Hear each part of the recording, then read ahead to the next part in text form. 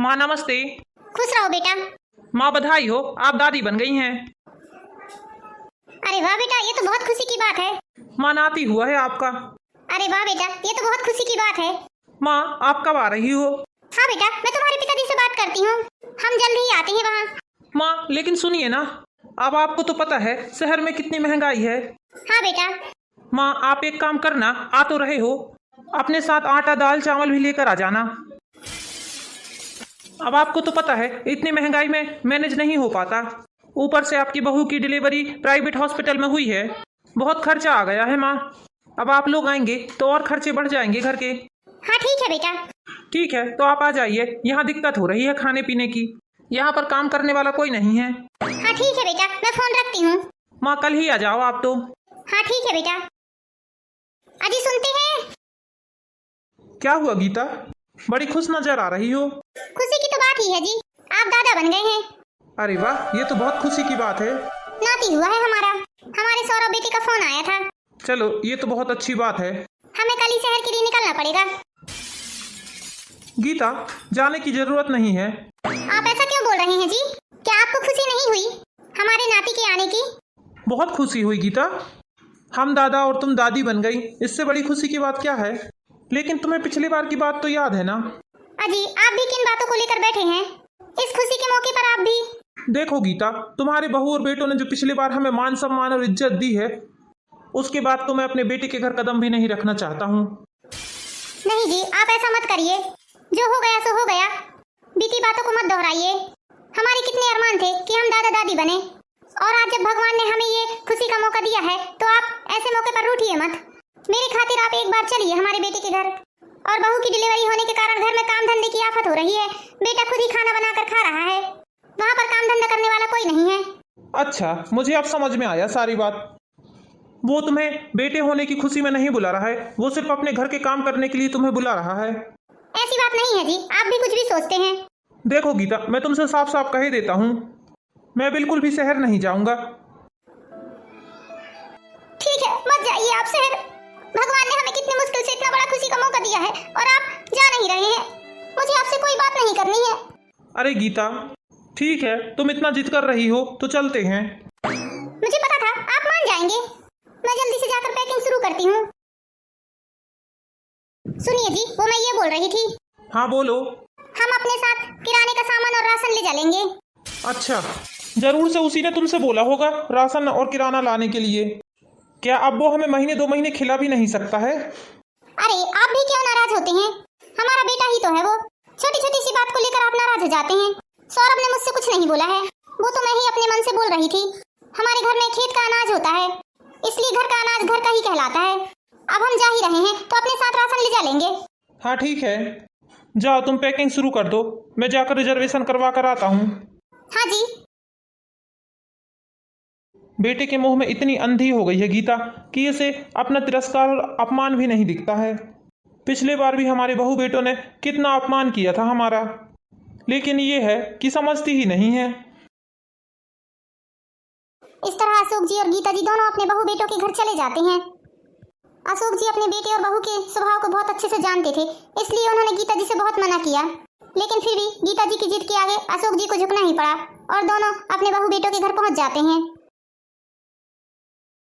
चंदा है तू, मेरा सूरज है तू, ओ मेरी आंखों का तारा है तू, जीती हूँ मैं बस तुझे देखे कर, इस टूटे दिल का सहारा है तू, चंदा है तू, मेरा सूरज है तू। बहू मुन्ना सो गया क्या? नहीं मम्मी जी, मुन्ना सोया नहीं है। ला भाई, मुझे दो अपने नाती को, मैं खिलाऊंगी। अरे नहीं नहीं मम्मी जी, अभी मुन्ना इतना छोटा है, आपको मुन्ना संभालते नहीं बनेगा। मैं अपने बच्चे के साथ किसी भी प्रकार का रिस्क नहीं ले सकती। अरे बेटा, रिस्क की क्या बात है? क्या मुझे बच्चे संभालना नहीं आता? आता होगा मम्मी जी, लेकिन मैं अपने बच्चे को नहीं दे सकती आपको। अभी इतना छोटा है मेरा बच्चा, कहीं धोखे से आपके हाथ से गिर गया। हाय राम, मैं तो सोच भी नहीं सकती इस बारे में। बहू ऐसा नहीं है, मैं बहुत अच्छे से मुन्ने को संभालूंगी। नहीं मम्मी जी, मुझे माफ कर दीजिए, आप जाइए, आप किचन ही संभालिए, मुझे बहुत जोरों की भूख लगी है। हाँ बेटा, जा रही हूँ। और मम्मी जी एक बात और, आपके हाथ की सब्जी में कुछ स्वाद नहीं आता मुझे, प्लीज सब्जी थोड़ा अच्छे से बनाइए, थोड़ा तली भुजी बनाइए। बहू अभी तुम सादा खाना ही खाओ, दाल दलिया खिचड़ी रोटी ही खाओ तुम। तला भुजा खाना तुम्हारे और तुम्हारे बच्चे के लिए नुकसानदायक हो सकता है। मम्मी जी, आप जब भी बोलोगी, जब भी आप शगुन वाली ही बातें बोलोगी। भला क्यों मेरे और मेरे बच्चे के लिए नुकसानदायक होगा तला भुजा खाना? मैं अच्छे से जानती हूँ, आप तो यही चाहती हैं ना कि मैं ढंग से खाना पीना ना खाऊं और जल्दी से बीमार हो जाऊं, ताकि मेरा बच्चा भी जल्दी से बीमार हो जाए। नहीं नहीं बेटा, मैं ऐसा नहीं सोच रही हूँ। मैं तो तुम्हारे भले के लिए ही बोल रही हूँ। हाँ तो जाइए, जाकर जल्दी से खाना बनाइए। शाम के 7 बज रहे हैं और अभी तक आपने खाना नहीं बनाया है। आपको पता होना चाहिए, मेरा छोटा सा बच्चा है, मैं दूध पिलाती हूँ, मुझे भूख लग जाती है जल्दी। क्या आपने ऐसे ही अपनी उम्र बढ़ा ली है? उम्र जरूर बढ़ गई है आपकी, लेकिन तजुर्बा आपको एक भी नहीं है कि बच्चा को क्या क्या दिया जाना चाहिए खाने में और कितने समय दिया जाना चाहिए। जब आपका बेटा हुआ था तो क्या आपकी सास भी आपको ऐसे ही खाना देती थी समय बेसमय? बस बेटा, खाना बन गया है। मैं सोच रही थी तुम्हारे लिए गर्मा गर्म रोटी सेक दूंगी। जब तुम्हें भूख लगेगी तो तुम्हें तुरंत रोटी सेक कर दे दूंगी। हाँ हाँ, जाइए जाइए, सेक दीजिए, मुझे भूख लगी है। बोल तो ऐसा रही हो आप जैसे आप मेरी बहुत फिक्र करती होंगी।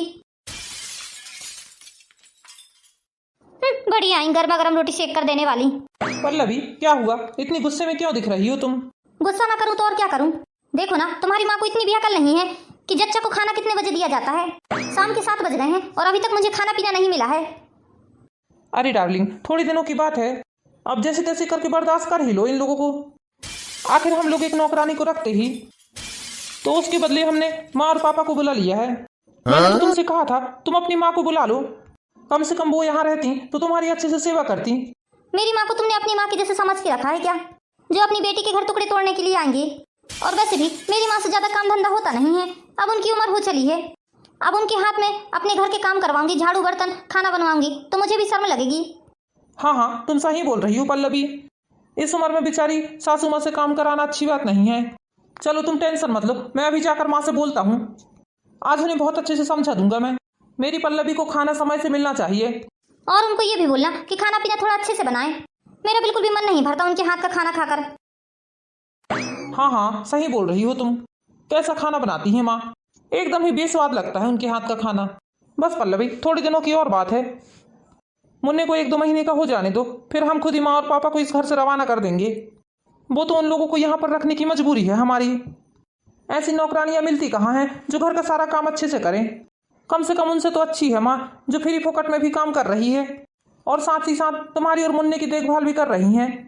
तुम ऐसा करना, कल से मालिश का काम भी माँ को दे देना और मालिश वाली बाई को छुड़वा देना। अरे वाह सौरभ, ये तो तुमने बहुत अच्छी बात कही है। माँ के यहाँ रहने का कुछ तो फायदा उठाएं हम।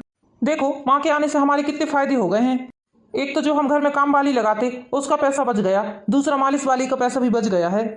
हर्रा लगी ना फिट करी, रंग भी चोखा की चोखा है। और वो लोग तो हमारा कुछ खा भी नहीं रहे हैं, उन्होंने इतना सारा राशन ला लिया है कि हमें 1 साल आराम से हो जाएगा। इसलिए माँ जब तक यहाँ पर है पूरा फायदा उठा लो। हाँ हाँ, और उनके साथ थोड़ा प्रेम से पेश आओ, काम निकलते तक बस। जैसे ही हमारा काम निकल जाएगा हम दोनों की टिकट कटवा देंगे। भगवान ने आपको कितना दिमाग दिया है। हाँ, मैं तो पैदा ही इंटेलिजेंट हुआ था। ठीक है, मैं जाकर अभी माँ को देखता हूँ।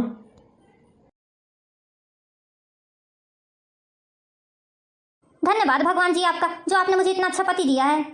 इसे तो अपने माँ बाप से कोई मतलब ही नहीं है, मेरे इशारों पर ही चलता है, जैसा बोलूं वैसा नाचता है। और नाचे भी क्यों ना, मेरा पति जो है पहले मेरे लिए उसका फर्ज बनता है। शादी के बाद तो वैसे भी माँ बाप से रिश्ता टूट ही जाता है। खाइए जी खाना। देखिए, आज मैंने आपके मनपसंद पनीर की सब्जी बनाई है। हाँ हाँ, बहुत दिनों से मुझे इच्छा हो रही थी पनीर की। ये क्या पापा? क्यों बेटा, क्या हो गया? यहाँ कोई धर्मशाला नहीं लगा है या कोई ये रेस्टोरेंट नहीं है जो आप अपनी मनमर्जी चलाए जा रही हैं। जो मन आ रहा है वो बना बना कर खा रही हैं। क्या आप लोगों को पता नहीं है महंगाई कितनी बढ़ गई है? इतनी महंगाई में आप इस तरह के पकवान बनाकर खाएंगे तो आप लोग तो मुझे सड़क पर ला देंगे। ये कैसी बातें कर रहे हो सौरभ तुम? और क्या बोलूं पापा, आखिर जरूरत क्या है आप लोगों को इस तरह के खाना बनाकर खाने की? बेटा, तुम्हारे पिताजी को हफ्ते में 1 बार अच्छा खाना खाने की आदत है। उन्हें कुछ ना कुछ अच्छा खाना चाहिए ही रहता है। बस इसीलिए मैंने उनकी मनपसंद की सब्जी बना दी। और एक बात और बेटा, ये जो खाना हम यहाँ खा रहे हैं ना, हमने अपने साथ में राशन और किराना लेकर आए हैं। तुम्हारी क्या औकात है कि तुम हमें खाना खिला सको?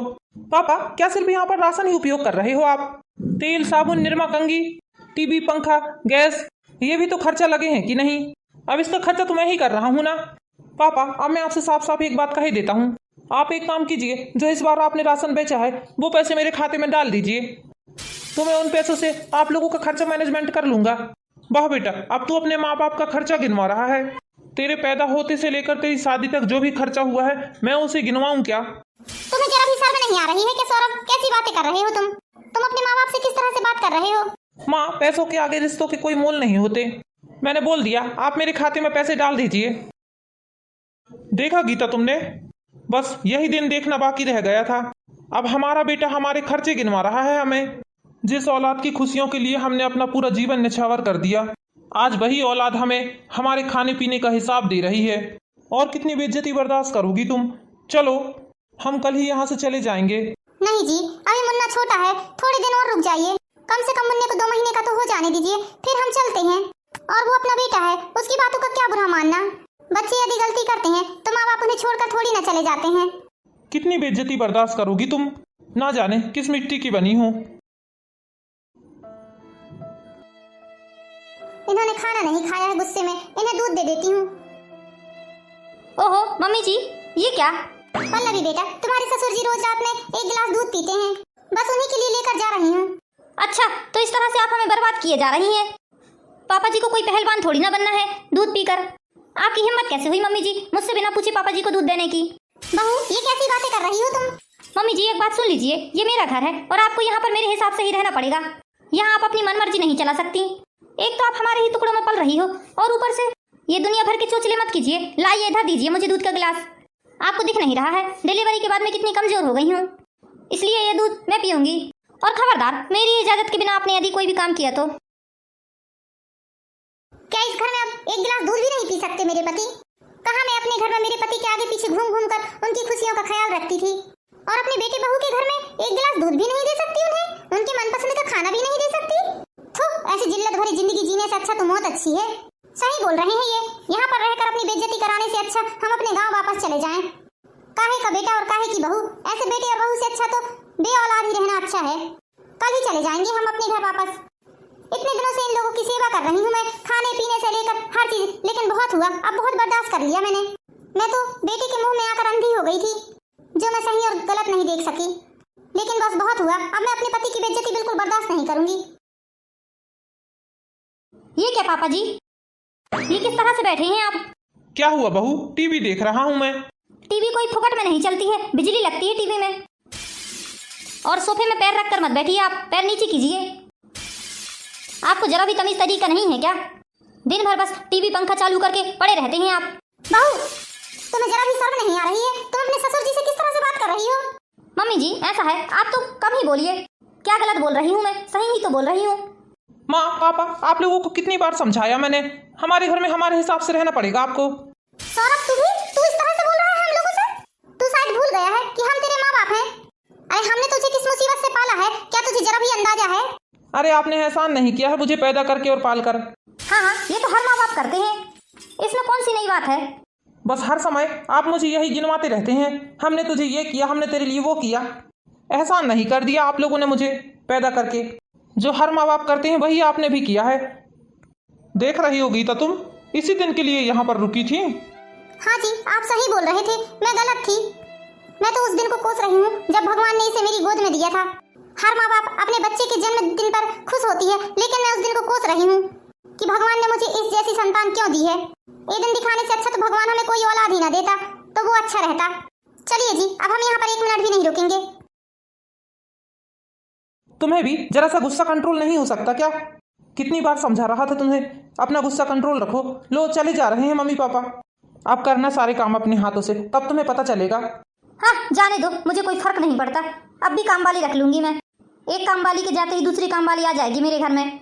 बेवकूफ औरत, ये काम वाली फुकट की थी और वो काम वाली पैसे लेगी। चलो गीता, इस तरह पलट के मत देखो। अब तुम्हारा यहाँ कोई नहीं है। तुम भूल जाओ कि तुम्हारा कोई बेटा और बहू थे। तुम्हारे बेटे के लिए खून के रिश्ते कोई मायने नहीं रखते। ये हमारे बेटे ने साबित कर दिया है कि उसके लिए माँ बाप कोई मायने नहीं रखते। उसकी बीवी और उसका बच्चा ही सब कुछ है। हमने अपने बच्चे को पालने के लिए क्या कुछ नहीं किया है, कितनी मुसीबतों का सामना किया था। उसकी हर एक खुशी का ख्याल रखा हम लोगों ने। उसके बोलने से पहले चीजें उसके हाथ में हाजिर हो जाती थी। आपने उसे इतना पढ़ाया लिखाया कि वो नौकरी के लायक हो सके। उसकी नौकरी लगी, हमने उसकी शादी करवाई लेकिन आज उसने हमें बदले में क्या दिया? अपमान, बेइज्जती और तिरस्कार। माँ रुकिए जरा। माँ पापा प्लीज मत जाइए, अभी मुन्ना छोटा है, उसे आप लोगों की जरूरत है। प्लीज माँ, मैंने गुस्से से जो भी बोला उसके लिए मुझे क्षमा कर दीजिए। हाँ हाँ मम्मी जी, सौरभ एकदम सही बोल रहे हैं। बेटा तुमने जो हमें इतना मान सम्मान इज्जत दी है उसके लिए तो हम तुम्हारी जिंदगी भर आभारी रहेंगे। क्या हुआ, क्या तुम्हें नौकरानी नहीं मिल रही है? अच्छा अब समझा मैं, वो नौकरानी तो तुमसे पैसे लेगी ना, और ये जो नौकरानी थी ये फ्री में तुम्हारा काम कर रही थी, तुम्हारी देख रेख कर रही थी। नहीं पापा जी, ये कैसी बातें कर रहे हैं आप? मैं बिल्कुल सही बोल रहा हूँ बहू, मैंने सारी बातें सुन ली तुम लोगों की। और बहू तुमसे क्या ही बोलूँ मैं, जब हमारा सिक्का ही खोटा हो तो परखैया को क्या नाम रखें। पापा मत जाइए प्लीज, अभी मुन्ना छोटा है, उसे बहुत देखभाल की जरूरत है। अरे बेटा क्या देखभाल की जरूरत है? तुमने अपने बच्चे को पैदा करके कोई एहसान थोड़ी ना किया है बेटा उसके ऊपर। जैसे हर माँ बाप अपने बच्चे की सेवा जाप्ता करते हैं, पालन पोषण करते हैं, वैसे ही तुम भी अपने बच्चे की कर लेना। इसमें कौन सी बड़ी बात है? अब हम लोगों ने तो तुम्हारे लिए कुछ किया ही नहीं, लेकिन तुम अपने बच्चे के लिए बहुत कुछ करना। हाँ बेटा, और एक बात और, आज से तुम्हारा और हमारा कोई रिश्ता नहीं है। हम ये भूल गए हैं कि हमारा एक बेटा था। ये क्या बोल रहे हैं पापा आप?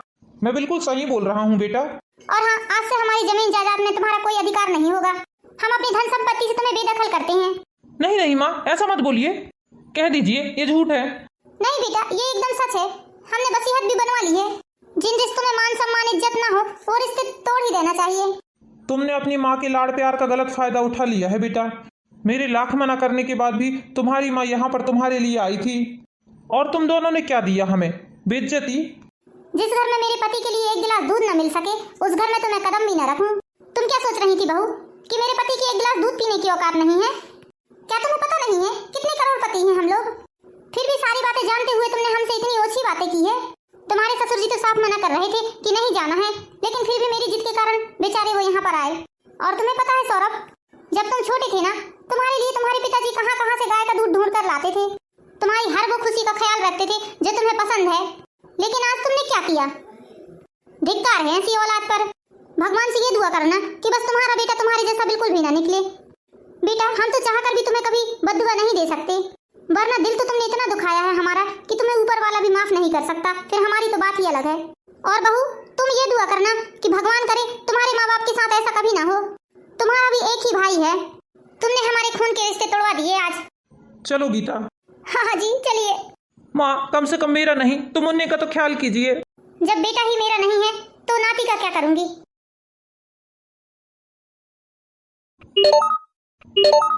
हेलो, हाँ माँ कहिए, आप ठीक है ना? नहीं बेटा, कुछ भी ठीक नहीं है। क्यों, क्या हुआ माँ? बेटा तुम्हारे भैया और भाभी ने मुझसे बहुत लड़ा है, और तुम्हारे भाई ने तुम्हारे पिताजी को और मुझे घर से निकाल दिया है। मैंने कभी नहीं सोचा था बेटा कि तुम्हारा भाई मेरे साथ ऐसा करेगा। माँ आप चिंता मत करो, मैं अभी आ रही हूँ। क्या हुआ पल्लवी? सौरभ, मम्मी पापा को भैया भाभी ने घर से निकाल दिया है। क्या बात कर रही हो पल्लवी? हाँ सौरभ, ये सब हमारी करनी का ही फल है। ये कलयुग है, यहाँ ज्यादा देर नहीं लगती फल पाने में। यही करो यही भरो वाली कहानी है यहाँ। सौरभ, आज हमने जो किया उसी का फल मिला है हमें। हाँ पल्लवी, तुम सही बोल रही हो, हमने बहुत गलत किया है मम्मी पापा के साथ। भगवान शायद हमें इस चीज के लिए कभी माफ ना करे। चलो पल्लवी, मम्मी पापा से चलकर माफी मांगते हैं। तो देखा दोस्तों आपने, हर इंसान को अपनी अपनी करनी का फल भुगतना ही पड़ता है। ये तो कलयुग है, जैसा करोगे वैसा भरोगे। अच्छे कर्म का अच्छा फल मिलता है और बुरे कर्म का बुरा फल मिलता है। तो दोस्तों, जैसी गलती मैंने की है वैसी गलती आप बिल्कुल भी ना करें। और इसी तरह की प्यारी प्यारी मोरल स्टोरीज देखने के लिए हमारे चैनल पर एंड ब्लॉग को लाइक कीजिए, सब्सक्राइब कीजिए। Thank you for watching my video दोस्तों। जब तक के लिए बाय बाय, मिलते हैं नेक्स्ट वीडियो में।